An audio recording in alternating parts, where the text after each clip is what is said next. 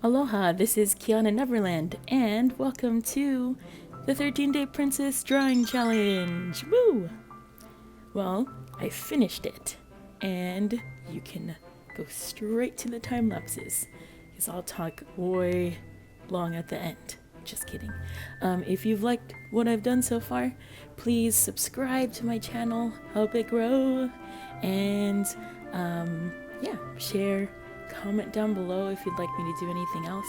But I'll be putting forth a lot more content and working super hard to do so. So I hope that y'all stay around for a bit. Okay, catch you after the video.